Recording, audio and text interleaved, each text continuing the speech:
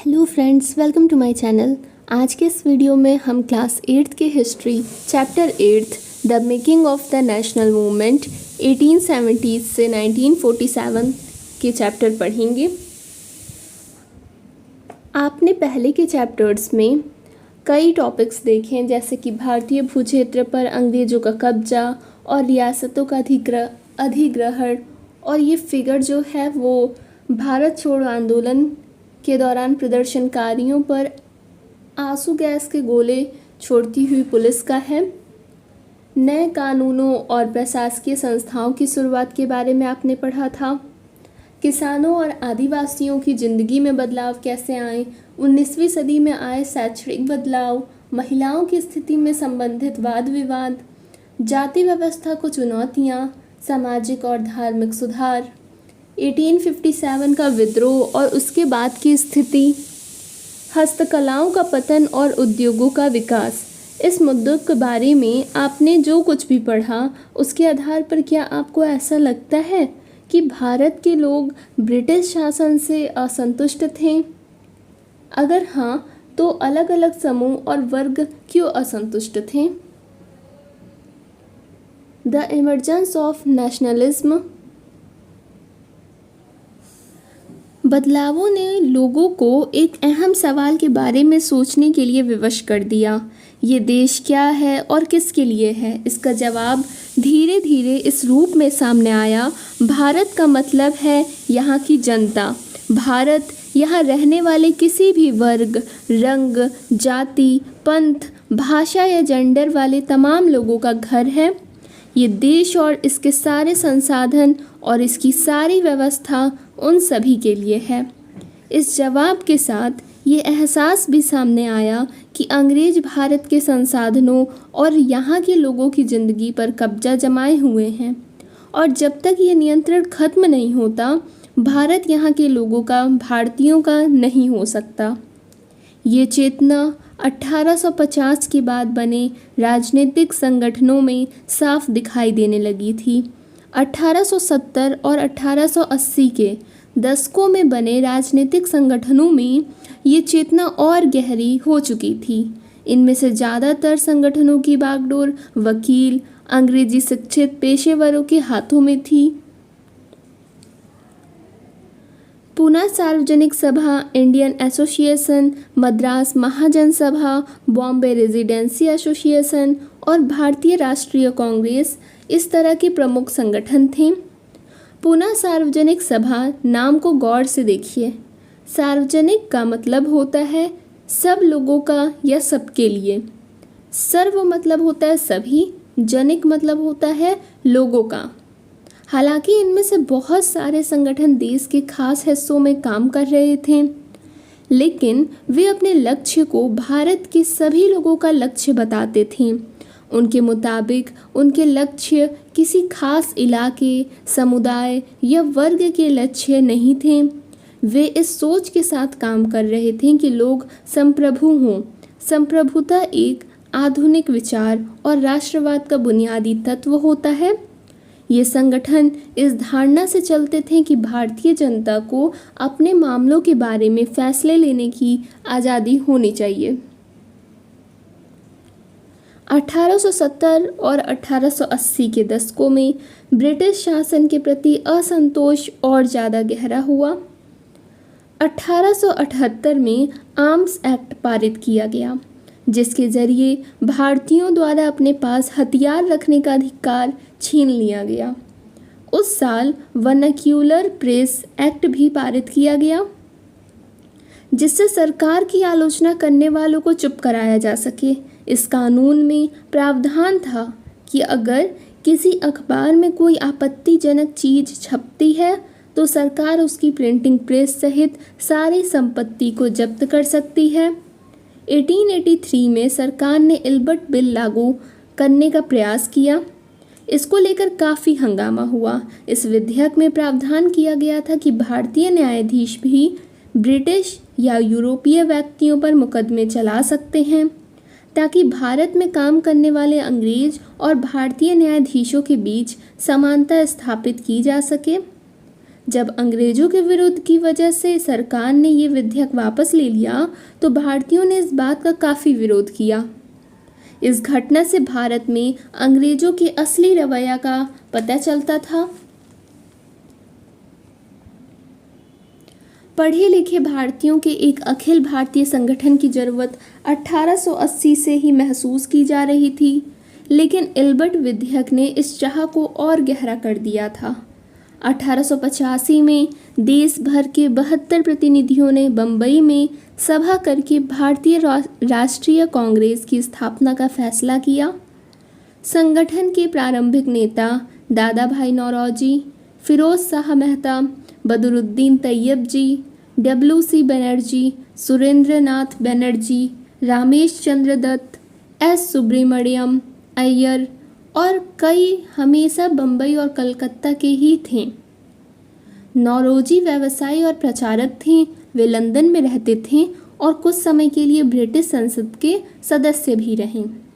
उन्होंने युवा राष्ट्रवादियों का मार्गदर्शन किया। सेवानिवृत्त ब्रिटिश अफसर A.O. ह्यूम ने भी अलग अलग क्षेत्रों के भारतीयों को निकट लाने में अहम भूमिका अदा की है। यहाँ पर सोर्स बन दिया गया है। Who did the Congress seek to speak for? जनवरी 1886 में द इंडियन मिरर नामक अखबार ने लिखा, बम्बई में आयोजित प्रथम राष्ट्रीय कांग्रेस हमारे देश की भावी संसद का केंद्रक है और यह हमारे देशवासियों के लिए अकल्पनीय रूप से लाभकारी परिणामों को जन्म देगी।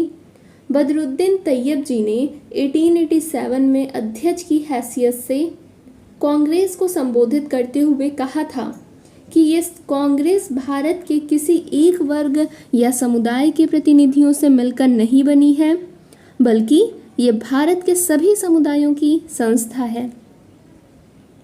A nation in the making.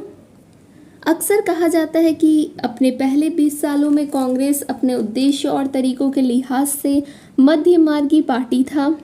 इस दौरान कांग्रेस ने सरकार और शासन में भारतीयों को और ज़्यादा जगह दिए जाने के लिए आवाज़ उठाई। कांग्रेस का आग्रह था कि विधान परिषदों में भारतीयों को ज़्यादा जगह दी जाए, परिषदों का ज़्यादा अधिकार दिया जाए और जिन प्रांतों में परिषदें नहीं हैं वहाँ उनका गठन किया जाए। कांग्रेस चाहती थी कि सरकार में भारतीयों को भी ऊंचे पद दिए जाएं। इस काम के लिए उसने मांग की सिविल सेवा के लिए लंदन के साथ भारत में भी परीक्षा आयोजित की जाए। शासन व्यवस्था के भारतीयकरण की मांग नस्लवाद के खिलाफ चल रहे आंदोलन का एक हिस्सा थी, क्योंकि तब तक ज़्यादातर महत्वपूर्ण नौकरियों पर गोरे अफसरों का ही कब्जा था। अंग्रेज आमतौर पर ये मानकर चलते थे कि भारतीयों को जिम्मेदारी भरे पद नहीं दिए जा सकते, क्योंकि अंग्रेज अफसर अपने भारी भरकम वेतन का एक बड़ा हिस्सा ब्रिटेन भेज देते थे। इसीलिए लोगों को उम्मीद थी कि भारतीयकरण से यहाँ की धन संपत्ति भी कुछ हद तक भारत में रुकने लगेगी। भारतीयों की मांग थी कि न्यायपालिका को कार्यपालिका से अलग किया जाए, आर्म्स एक्ट को निरस्त किया जाए और अभिव्यक्ति और बोलने की स्वतंत्रता दी जाए। शुरुआती सालों में कांग्रेस ने कई आर्थिक मुद्दे भी उठाए। उनका कहना था कि भारत में ब्रिटिश शासन की वजह से ही गरीबी और अकाल पड़ रहे हैं। बढ़ते लगान के कारण काश्तकार और जमींदार विपिन हो गए थे और अनाजों के बारे में निर्यात की वजह से खाद्य पदार्थों का अभाव पैदा हो गया था। कांग्रेस की मांग थी कि लगान कम किया जाए, फौजी खर्चों में कटौती की जाए और सिंचाई के लिए ज़्यादा अनुदान दिया जाए। उसने नमक कर, विदेशों में भारतीय मजदूरों के साथ होने वाले बर्ताव और भारतीयों के कामों में दखल अंदाजी करने वाले वन प्रशासन की वजह से वनवासियों की बढ़ती मुसीबतों के बारे में बहुत सारे प्रस्ताव पारित किए। इससे पता चलता है कि पढ़े लिखे संपन्न वर्ग की संस्था होते हुए भी कांग्रेस केवल पेशेवर समूहों, जमींदारों और उद्योगपतियों के हक में ही नहीं बोल रही थी। मध्य मार्गी नेता जनता को ब्रिटिश शासन के अन्यायपूर्ण चरित्र से अवगत कराना चाहते थे। उन्होंने अखबार निकाले, लेख लिखे और ये साबित करने का प्रयास किया कि ब्रिटिश शासन देश को आर्थिक तबाही की ओर ले जा रहा है। उन्होंने अपने भाषणों में ब्रिटिश शासन की निंदा की और जनमत निर्माण के लिए देश के अलग अलग भागों में अपने प्रतिनिधि भेजे। लेकिन मध्य मार्गियों को ये भी लगता था कि अंग्रेज स्वतंत्रता और न्याय के आदर्शों का सम्मान करते हैं, इसीलिए वे भारतीयों की न्याय संगत मांगों को स्वीकार कर लेंगे। लिहाजा कांग्रेस का मानना था कि सरकार को भारतीयों की भावना से अवगत कराना जाना चाहिए। सोर्स सेकंड, दिनशा वाचा नामक एक मध्य मार्गी नेता 1887 में नौरोजी को संबोधित करते हुए लिखा था, आजकल फिरोज शाह अपने निजी कामों में बहुत ज़्यादा व्यस्त हैं। वे लोग पहले ही काफ़ी अमीर हैं। तेलंग साहब भी व्यस्त रहते हैं। मुझे समझ में नहीं आता, अगर सभी लोग सोने की चाह में इतने व्यस्त रहेंगे तो देश की प्रगति कैसे हो सकती है। Freedom is our birth right. स्वतंत्रता हमारा जन्मसिद्ध अधिकार है। 1890 के दशक तक बहुत सारे लोग कांग्रेस के राजनीतिक तौर तरीकों पर सवाल खड़ा करने लगे थे। बंगाल, पंजाब और महाराष्ट्र में बिपिन चंद्र पाल, बाल गंगाधर तिलक और लाला लाजपत राय जैसे नेता ज़्यादा आमूल परिवर्तनवादी उद्देश्य और पद्धतियों के अनुरूप काम करने लगे थे। उन्होंने निवेदन की, राजनीति के लिए नरमपंथियों की आलोचना की और आत्मनिर्भरता, रचनात्मक चीज़ों के बारे में बहुत महत्व पर जोर दिया। उनका कहना था कि लोगों को सरकार के नेक इरादों पर नहीं बल्कि अपनी ताकत पर भरोसा करना चाहिए। लोगों को स्वराज के लिए लड़ना चाहिए।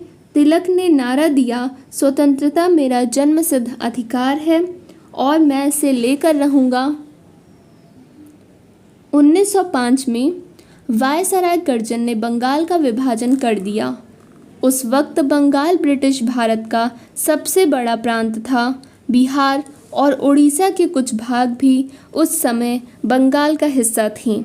अंग्रेज़ों का कहना था कि प्रशासकीय सुविधा को ध्यान में रखते हुए बंगाल का बंटवारा करना जरूरी था।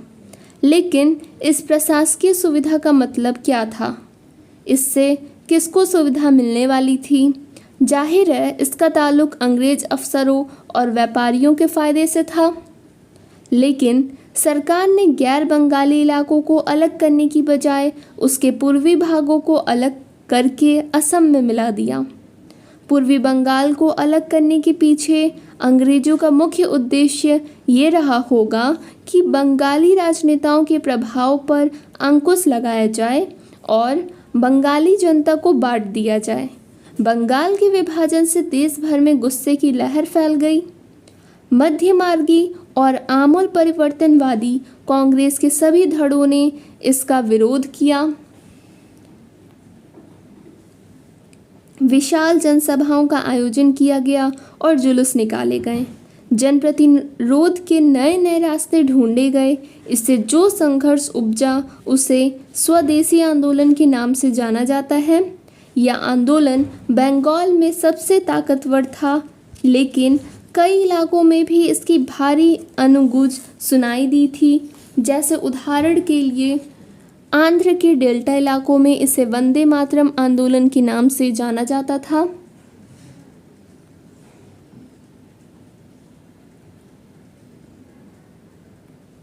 स्वदेशी आंदोलन ने ब्रिटिश शासन का विरोध किया और स्वयं सहायता स्वदेशी उद्यमों, राष्ट्रीय शिक्षा और भारतीय भाषा के उपयोग को बढ़ावा दिया।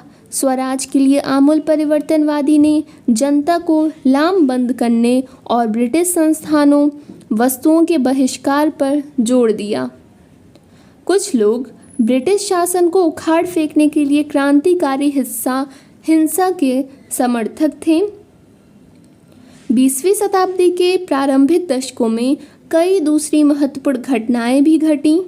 1906 में मुसलमान जमींदारों और नवाबों के एक समूह ने ढाका में ऑल इंडिया मुस्लिम लीग का गठन किया। लीग ने बंगाल विभाजन का समर्थन किया। लीग की मांग थी कि मुसलमानों के लिए अलग निर्वाचिका की व्यवस्था की जाए। 1909 में सरकार ने ये मांग मान ली। अब परिषदों में कुछ सीटें मुसलमान उम्मीदवारों के लिए आरक्षित कर दी गई, जिन्हें मुस्लिम मतदाताओं द्वारा ही चुनकर भेजा जाना था। इससे राजनेताओं में अपने धार्मिक समुदाय के लोगों को अपना राजनीतिक समर्थक बनाने का लालच पैदा हो गया। 1907 में कांग्रेस टूट गई। मध्यमार्गी धड़ा बहिष्कार की राजनीति के विरुद्ध था। इन लोगों का मानना था कि इसके लिए बल प्रयोग की आवश्यकता होती है, जो कि सही नहीं है। संगठन टूटने के बाद कांग्रेस पर मध्यमार्गी का दबदबा बन गया, जबकि तिलक के अनुयायी बाहर से काम करने लगे। दिसंबर 1915 में दोनों खेमों में एक बार फिर एकता स्थापित हुई। अगले साल कांग्रेस और मुस्लिम लीग के बीच ऐतिहासिक लखनऊ समझौते पर दस्तखत हुए और दोनों संगठनों ने देश में प्रतिनिधिक सरकार के गठन के लिए मिलकर काम करने का फैसला लिया। The growth of mass nationalism. 1919 के बाद अंग्रेजों के खिलाफ चल रहा संघर्ष धीरे धीरे एक जन आंदोलन में तब्दील होने लगा। किसान, आदिवासी, विद्यार्थी और महिलाएं बड़ी संख्या में इस आंदोलन से जुड़ते गए। कई बार औद्योगिक मजदूरों ने भी आंदोलन में योगदान दिया। 20 के दशक से कुछ खास व्यावसायिक समूह भी कांग्रेस को सक्रिय समर्थन देने लगे थे। ऐसा क्यों हुआ? पहले विश्व युद्ध ने भारत की आर्थिक और राजनीतिक स्थिति बदल दी थी। इस युद्ध की वजह से ब्रिटिश भारत सरकार की रक्षा व्यय में भारी इजाफा हुआ था। इस खर्चे को निकालने के लिए सरकार ने निजी आय और व्यावसायिक मुनाफे पर कर बढ़ा दिए थे। सैनिक व्यय में इजाफे और युद्धक आपूर्ति की वजह से जरूरी कीमतों की चीज़ों में भारी उछाल आया और आम लोगों की जिंदगी मुश्किल होती गई। दूसरी ओर व्यावसायिक समूह युद्ध से बेहिसाब मुनाफा कमा रहे थे, जैसा कि आप चैप्टर 6 में देख चुके हैं। इस युद्ध में औद्योगिक वस्तुओं जैसे जूट के बोरे, कपड़े, पटरियां की मांग बढ़ा दी और कई देशों से भारत आने वाले आयात में कमी ला दी।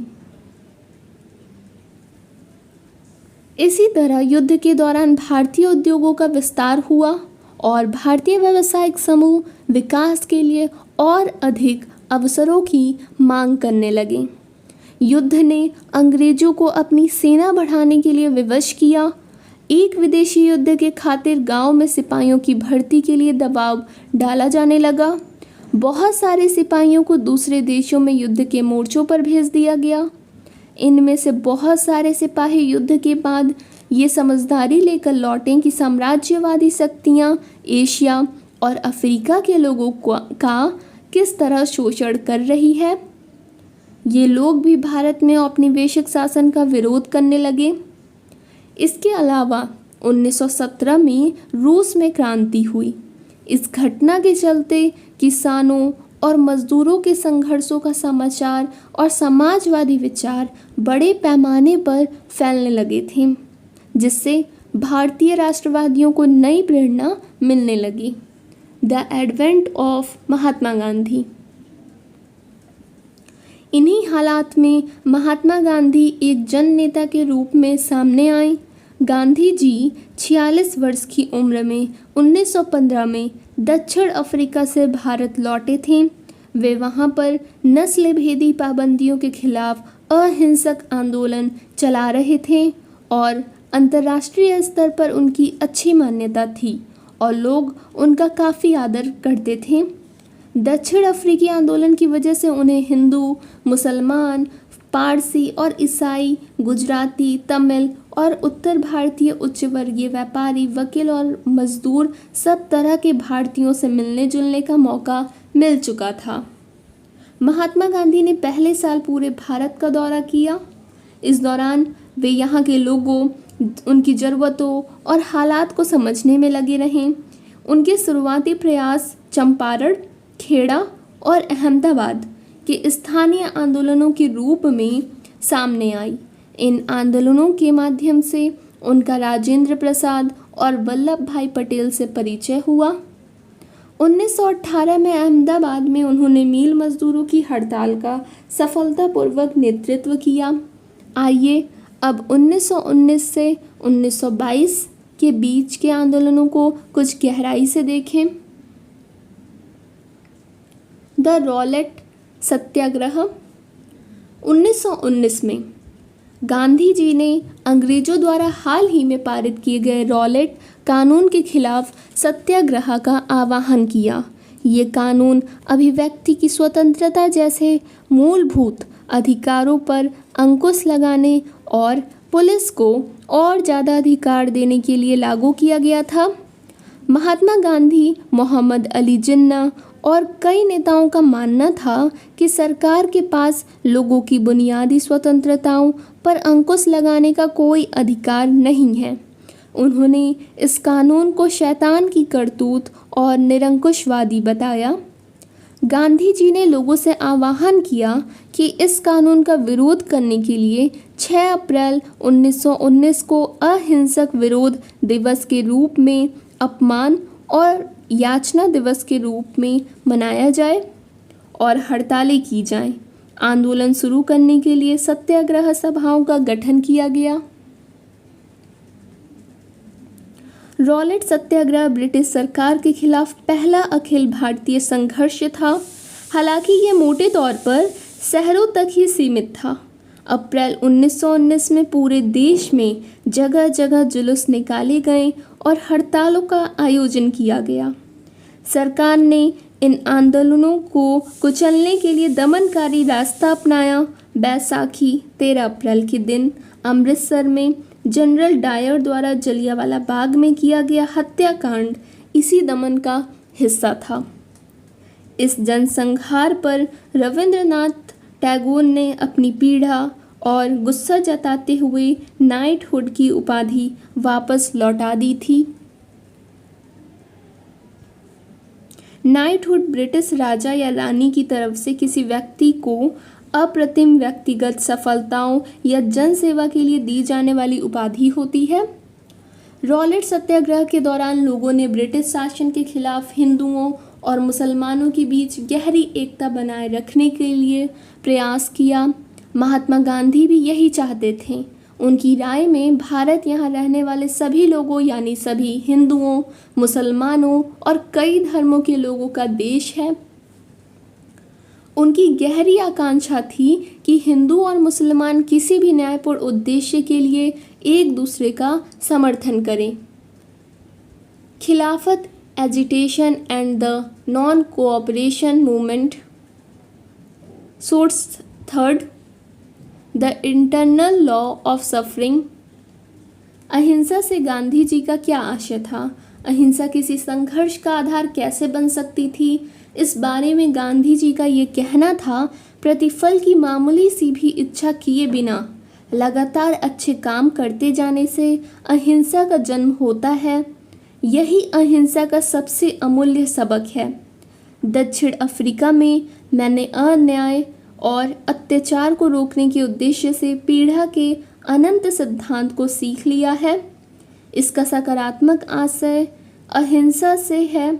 इसके लिए आपको किसी भी व्यक्ति के हाथों खुशी खुशी पीड़ा सहने के लिए तैयार रहना चाहिए और आप किसी के प्रति दुर्भावना नहीं रखेंगे, यहाँ तक कि आपके साथ बुरा करने वालों के साथ भी नहीं।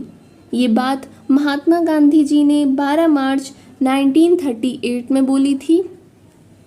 खिलाफत का मुद्दा इसी तरह का एक ज्वलंत मुद्दा था। 1920 में अंग्रेजों ने तुर्की के सुल्तान खलीफा पर बहुत सख्त संधि थोप दी थी। जलियांवाला बाग हत्याकांड की तरह इस घटना पर भी भारत के लोगों में भारी गुस्सा था। भारतीय मुसलमान ये भी चाहते थे कि पुराने ओटोमन साम्राज्य में स्थित पवित्र मुस्लिम स्थानों पर खलीफा का नियंत्रण बना रहना चाहिए। खिलाफत आंदोलन के नेता मोहम्मद अली और शौकत अली अब एक सर्वव्यापी असहयोग आंदोलन शुरू करना चाहते थे। गांधी जी ने उनके आह्वान का समर्थन किया और कांग्रेस से आग्रह किया कि वो पंजाब में हुए अत्याचारों यानी कि जलियांवाला हत्याकांड और खिलाफत के मामले में हुए अत्याचार के विरुद्ध मिलकर अभियान चलाएं और स्वराज की मांग करें। 1921 से 22 के दौरान असहयोग यानी कि कोई सहयोग नहीं वाला आंदोलन को और गति मिली। हजारों विद्यार्थियों ने सरकारी स्कूल कॉलेज छोड़ दिए। मोतीलाल नेहरू, C.R. दास, C. राजगोपालाचारी और आसफ अली जैसे बहुत सारे वकीलों ने वकालत छोड़ दी, अंग्रेजों द्वारा दी गई उपाधियों को वापस लौटा दिया और विधानमंडलों का बहिष्कार किया। जगह जगह लोगों ने विदेशी कपड़ों की होली जलाई। 1920 से 1922 के बीच विदेशी कपड़ों की आयात में भारी गिरावट आ गई। लेकिन ये तो आने वाले तूफान की सिर्फ एक झलक थी। देश के ज़्यादातर हिस्से एक भारी विद्रोह के मुहाने पर खड़े थे। People initiatives.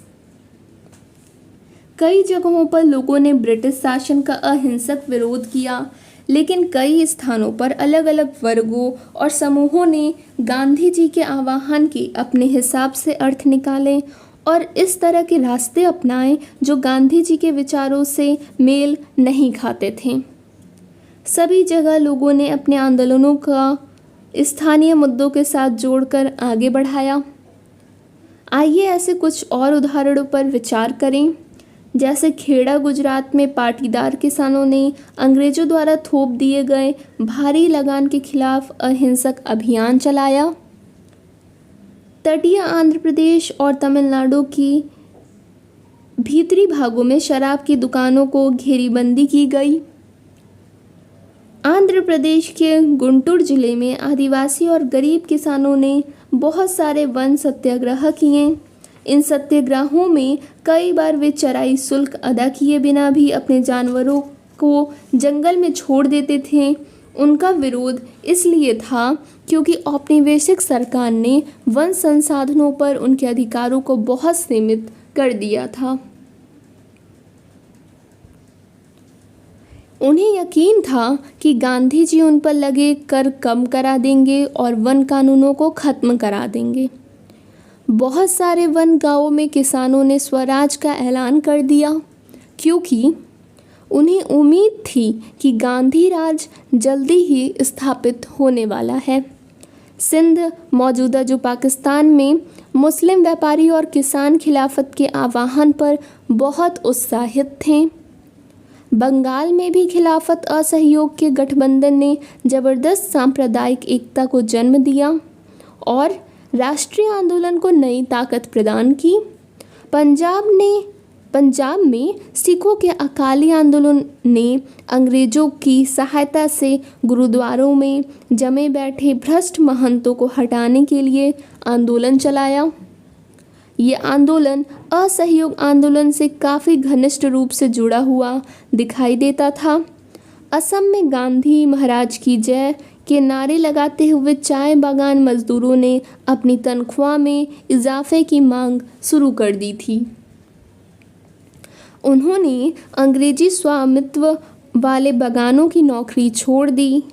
उनका कहना था कि गांधी जी भी यही चाहते हैं। उस दौर के बहुत सारे असमिया वैष्णव गीतों में कृष्ण की जगह गांधी राज का यशगान किया जाने लगा था। द पीपल महात्मा। इन उदाहरणों के आधार पर हम देख सकते हैं कि कई जगह के लोग गांधी जी को एक तरह का मसीहा, एक ऐसा व्यक्ति मानने लगे थे जो उन्हें मुसीबतों और गरीबी से छुटकारा दिला सकता है। गांधी जी वर्गीय टकरावों की बजाय वर्गीय एकता के समर्थक थे, लेकिन किसानों को लगता था कि गांधी जी जमींदारों के खिलाफ उनके संघर्ष में मदद देंगे। खेतीहर मजदूरों को यकीन था कि गांधी जी उन्हें ज़मीन दिला देंगे। कई बार आम लोगों ने खुद अपनी उपलब्धियों के लिए भी गांधी जी को श्रेय दिया, जैसे कि एक शक्तिशाली आंदोलन के बाद संयुक्त प्रांत, जो अभी वर्तमान में उत्तर प्रदेश के स्थित प्रतापगढ़ के किसानों ने पट्टेदारों की गैर कानूनी बेदखली को रुकवाने में सफलता पा ली थी। लेकिन उन्हें लगता था कि सफलता उन्हें गांधी जी की वजह से मिली है। कई बार गांधी जी का नाम लेकर आदिवासियों और किसानों ने ऐसी कार्रवाइयाँ भी की जो गांधीवादी आदर्शों के अनुरूप नहीं थीं। सोर्स फोर्थ वही थे जिन्होंने प्रतापगढ़ में बेदखली रुकवाई थी। इलाहाबाद जिले में किसान आंदोलन पर सीआईडी द्वारा तैयार की गई जनवरी 1921 की रिपोर्ट का यहाँ पर एक अंश दिया गया है। दूर दराज के गांव में भी गांधी जी के नाम का सिक्का जितना चलने लगा है, उसे देखकर अचंभव होता है। किसी को भी पता नहीं है कि वो कौन है या क्या है, फिर भी सबने मान लिया कि वो जो कहते हैं वो सही है और उनका जो भी आदेश है वो पूरा होना चाहिए। वो एक महात्मा या साधु, एक पंडित, इलाहाबाद के एक ब्राह्मण, यहाँ तक कि एक देवता हैं। उनके नाम की असली ताकत का अंदाज़ा इस बात से लगाया जा सकता है कि प्रतापगढ़ के लोग मानते हैं कि उन्होंने ही बेदखली रुकवाई थी। आमतौर पर गांधी जी को लोग सरकार का विरोधी नहीं मानते, बल्कि केवल जमींदारों का विरोधी मानते हैं। हम गांधी जी और सरकार के पक्ष में हैं। The happenings of 1922 to 1929। Mahatma Gandhi हिंसक आंदोलनों के विरुद्ध थे। इसी कारण फरवरी 1922 में जब किसानों की एक भीड़ ने चौरी चौरा पुलिस थाने पर हमला कर उसे जला दिया, तो गांधी जी ने अचानक असहयोग आंदोलन वापस ले लिया। उस दिन 22 पुलिस वाले मारे गए। किसान इसीलिए बेकाबू हो गए थे क्योंकि पुलिस ने उनके शांतिपूर्ण जुलूस पर गोली चला दी थी। असहयोग आंदोलन खत्म होने के बाद गांधी जी के अनुयायी ग्रामीण इलाकों में रचनात्मक कार्य शुरू करने पर जोर देने लगे।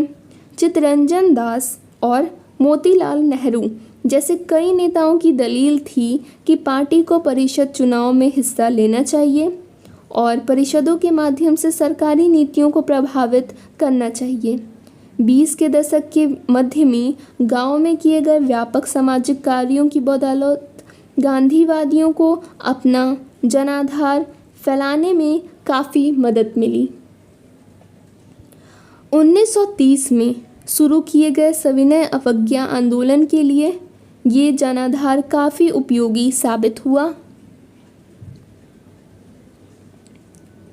भारतीय कम्युनिस्ट पार्टी और हिंदुओं के संगठन राष्ट्रीय स्वयंसेवक संघ यानी कि आरएसएस की स्थापना 20 के दशक के मध्य की दो महत्वपूर्ण घटनाएं थीं। भारत के भविष्य को लेकर इन पार्टियों की सोच में गहरा फर्क रहा है। अपने टीचर्स की सहायता से उनके विचारों के बारे में पता लगाइए। उसी दौरान क्रांतिकारी राष्ट्रवादी भगत सिंह भी सक्रिय थे। इस दशक के आखिर में कांग्रेस ने पूर्ण स्वराज का प्रस्ताव पारित किया। ये फिगर साइमन कमीशन का विरोध करते हुए आंदोलनकारियों की है। 1927 में इंग्लैंड में बैठी ब्रिटिश सरकार ने लॉर्ड साइमन की अगुवाई में एक आयोग भारत भेजा। इस आयोग को भारत की राजनीतिक भविष्य का फैसला करना था। इस आयोग में कोई भारतीय प्रतिनिधि नहीं था। इस फैसले की वजह से भारत में भारी असंतोष पैदा हुआ। सभी राजनीतिक संगठनों ने भी आयोग के बहिष्कार का फैसला किया। जब कमीशन के सदस्य भारत पहुंचे तो प्रदर्शनों के साथ उनका स्वागत किया गया। प्रदर्शनकारियों का नारा था, साइमन वापस जाओ। जवाहरलाल नेहरू की अध्यक्षता में 1929 में पारित किए गए इस प्रस्ताव के आधार पर 26 जनवरी 1930 को पूरे देश में स्वतंत्रता दिवस मनाया गया। It takes a loud voice to make the deaf hear, इनकलाब जिंदाबाद। ये फिगर भगत सिंह जी का है। भगत सिंह, चंद्रशेखर आज़ाद, सुखदेव और उनके जैसे कई क्रांतिकारी राष्ट्रवादी औपनिवेशिक शासन और अमीर शोषक वर्गों से लड़ने के लिए मजदूरों और किसानों की क्रांति चाहते थे। इस काम को पूरा करने के लिए उन्होंने 1928 में दिल्ली स्थित फिरोज शाह कोटला में हिंदुस्तान सोशलिस्ट रिपब्लिकन एसोसिएशन यानी कि HSRA की स्थापना की। 17 दिसंबर 1928 को भगत सिंह, चंद्रशेखर आज़ाद और राजगुरु ने लाला लाजपत राय पर लाठी चार्ज करने वाले सैंडर्स नामक पुलिस अफसर की हत्या की थी। इसी लाठी चार्ज के कारण बाद में लाजपत राय की मृत्यु हो गई थी। अपने साथी राष्ट्रवादी BK दत्त के साथ भगत सिंह ने 8 अप्रैल 1929 को केंद्रीय विधान परिषद में बम फेंका था। क्रांतिकारियों ने अपने पर्चे में कहा था कि उनकी मकसद किसी की जान लेना नहीं बल्कि बहरे को सुनाना था और विदेशी सरकार को उसके द्वारा किए जा रहे भयानक शोषण में अवगत कराना है। भगत सिंह, सुखदेव और राजगुरु को 23 मार्च 1931 को फांसी पर चढ़ा दिया गया। उस समय भगत सिंह की आयु सिर्फ 23 साल थी। The March two Dandi. पूर्व स्वराज अपने आप आने वाला नहीं था, इसके लिए लोगों को लड़ाई में उतरना था। 1930 में गांधी जी ने ऐलान किया कि वो नमक कानून तोड़ने के लिए यात्रा निकालेंगे। उस समय नमक के उत्पादन और बिक्री पर सरकार का एकाधिकार होता था। महात्मा गांधी और कई राष्ट्रवादियों का कहना था कि नमक पर टैक्स वसूलना पाप है क्योंकि ये हमारे भोजन का एक बुनियादी हिस्सा होता है। नमक सत्याग्रह ने स्वतंत्रता की व्यापक चाह को लोगों की एक खास शिकायत सभी से जोड़ दिया था और इस तरह अमीरों और गरीबों के बीच मतभेद पैदा नहीं होने दिया। गांधी जी और उनके अनुयायी साबरमती से 240 किलोमीटर दूर स्थित दांडी तट पैदल चलकर गए और वहां उन्होंने तट पर बिखरा नमक इकट्ठा करते हुए नमक कानून का सार्वजनिक रूप से उल्लंघन किया। Women in the freedom struggle. Ambabai from Karnataka. राष्ट्रीय आंदोलन में अलग अलग पृष्ठभूमि वाली बहुत सारी महिलाओं ने हिस्सा लिया। युवा और वृद्ध, अकेली और विवाहित, ग्रामीण और शहरी, रूढ़िवादी और उदारवादी, सभी तरह के माहौल से आने वाली महिलाएं आंदोलन में शामिल हुईं। स्वतंत्रता संघर्ष, महिला आंदोलन और स्वयं उनके लिए भी ये हिस्सेदारी बहुत महत्वपूर्ण थी। अंग्रेज अफसरों और भारतीय राष्ट्रवादियों दोनों को लगता था कि महिलाओं की सहभागिता ने राष्ट्रीय संघर्ष को जबरदस्त ताकत दी है। स्वतंत्रता आंदोलन में हिस्सेदारी के कारण महिलाएं घरों से बाहर आने लगी थीं। इसने उन्हें अलग अलग व्यवसायों और शासन में जगह दिलाई और पुरुषों के साथ समानता का मार्ग प्रशस्त किया। महिलाओं के लिए सहभागिता का क्या अर्थ था? इसकी सबसे अच्छी अभिव्यक्ति खुद उन्हीं के शब्दों में देखी जा सकती है। कर्नाटक की अंबाबाई का विवाह 12 साल की उम्र में कर दिया गया था। 16 साल की उम्र में वो विधवा हो गईं। उन्होंने ओडीपी में विदेशी कपड़ों और शराब की दुकानों की घेरेबंदी की। उन्हें गिरफ्तार किया गया और सज़ा दी गई। रिहा होने पर उन्हें दोबारा गिरफ्तार कर लिया गया। जब भी वो जेल से बाहर होती, सभाओं में भाषण देती, बुनाई कताई सिखाती और प्रभात फेरियों का आयोजन करती। अंबाबाई इन्हें अपने जीवन के सबसे सुखद क्षण मानती थीं क्योंकि ऐसे क्षणों में उन्हें एक नया मकसद और प्रतिबद्धता दिखाई देती थी। आंदोलन में हिस्सेदारी के अपने अधिकार को मनवाने के लिए महिलाओं को काफ़ी जद्दोजहद करनी पड़ती थी। जैसे कि नमक सत्याग्रह के दौरान शुरुआत में खुद महात्मा गांधी भी महिलाओं की हिस्सेदारी के समर्थन में नहीं थीं। आखिरकार सरोजनी नायडू ने उन्हें इस बात के लिए तैयार किया कि वे महिलाओं को भी आंदोलन में शामिल होने दें। उन्होंने पानी उबालकर भी नमक बनाया। इस आंदोलन में किसानों, आदिवासियों और महिलाओं ने बड़ी संख्या में हिस्सा लिया। नमक के मुद्दे पर एक व्यावसायिक संघ ने पर्चा प्रकाशित किया। सरकार ने शांतिपूर्ण सत्याग्रहियों के निर्मम दमन के जरिए आंदोलन को कुचलने का प्रयास किया। हजारों आंदोलनकारियों को जेल में डाल दिया गया। भारतीय जनता ने साझा संघर्षों के चलते आखिरकार 1935 के गवर्नमेंट ऑफ इंडिया एक्ट में प्रांतीय स्वायत्तता का प्रावधान किया। सरकार ने ऐलान किया कि 1937 में प्रांतीय विधायिकाओं के लिए चुनाव कराए जाएंगे। इन चुनाव के परिणाम आने पर 11 में से 7 प्रांतों में कांग्रेस की सरकार बनी। प्रांतीय स्तर पर 2 साल के कांग्रेसी शासन के बाद सितंबर 1939 में दूसरा विश्व युद्ध छिड़ गया। हिटलर के प्रति आलोचनात्मक रवैया के कारण कांग्रेस के नेता ब्रिटेन के युद्ध प्रयासों में मदद देने को तैयार थे।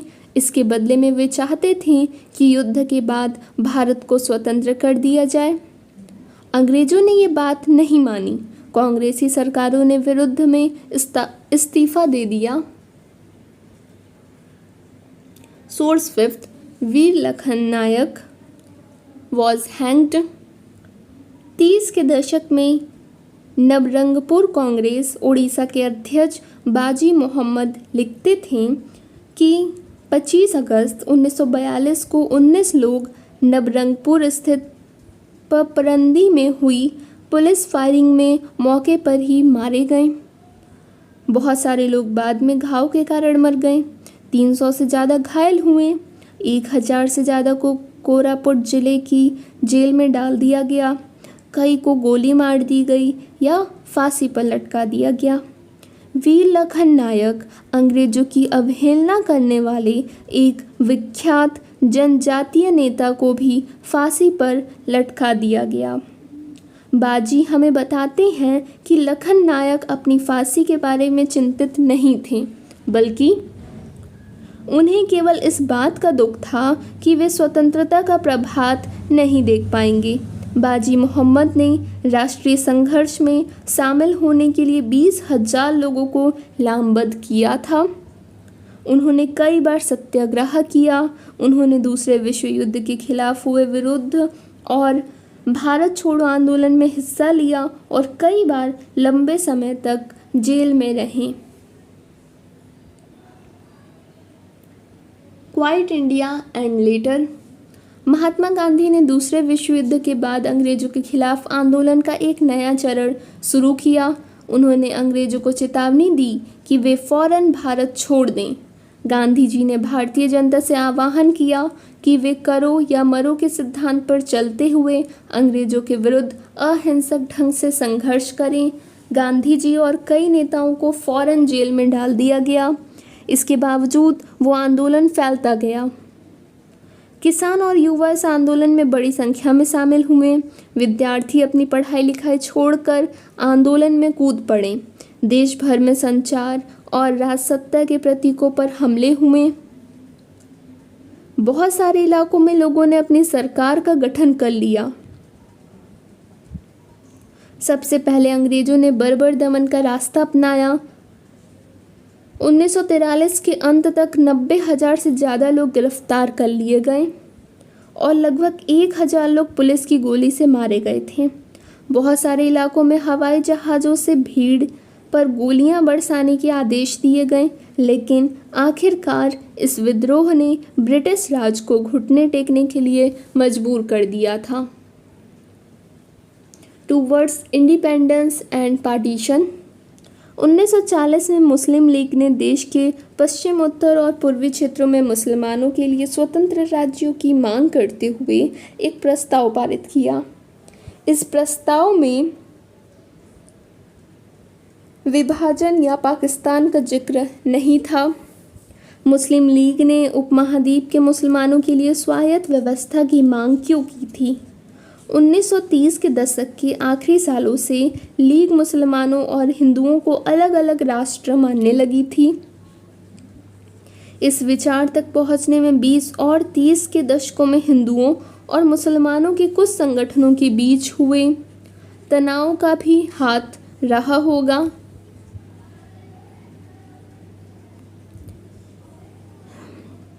इस फर्स्ट फिगर में मौलाना आज़ाद और कांग्रेस कार्यकारी समिति की कई सदस्य सेवाग्राम 1942 का है ये फिगर। मौलाना आज़ाद का जन्म मक्का में हुआ था। उनके पिता बंगाली और माँ अरब मूल की थीं। बहुत सारी भाषाओं के जानकार आज़ाद इस्लाम के विद्वान और वहाते दीन यानी सभी धर्मों को बुनियादी एकता के हिमायती थे। गांधीवादी आंदोलन में हमेशा सक्रिय रहने वाले और हिंदू मुस्लिम एकता के पक्के हिमायती थे। उन्होंने जिन्ना के 2 राष्ट्र सिद्धांत का विरोध किया था। ये सेकंड फिगर महात्मा गांधी जिन्ना वार्ताओं से पहले गांधी जी के साथ बात करते चक्रवर्ती राजगोपालाचारी जी हैं। 1944 का ये फिगर है। वयोवृद्ध राष्ट्रवादी और दक्षिण में नमक सत्याग्रह के नेता सी राजगोपालाचारी 1946 में बनी अंतरिम सरकार के सदस्य थे और स्वतंत्र भारत के पहले भारतीय गवर्नर जनरल रहे। उन्हें लोग राजा जी के नाम से भी जानते थे। लास्ट में सरदार वल्लभ भाई पटेल ने 1945 से 47 के दौरान आज़ादी के लिए चली वार्ताओं में एक अहम भूमिका अदा की थी। पटेल नादियाड गुजरात के एक गरीब किसान व्यवसायी परिवार से थे। 1918 के बाद स्वतंत्रता आंदोलन की अगली कतार में रहने वाले पटेल 1931 में कांग्रेस के अध्यक्ष भी रहीं और महात्मा गांधी के साथ ये मोहम्मद अली जिन्ना सितंबर 1944 की ये फिगर है। 1920 तक हिंदू मुस्लिम एकता के समर्थन में सक्रिय रहे। जिन्ना ने लखनऊ समझौता करवाने में एक अहम भूमिका अदा की थी। 1934 के बाद उन्होंने मुस्लिम लीग को पुनः जीवित किया और अंत में वे पाकिस्तान की स्थापना के सबसे मुख्य प्रवक्ताओं की कतार में जा पहुँचे।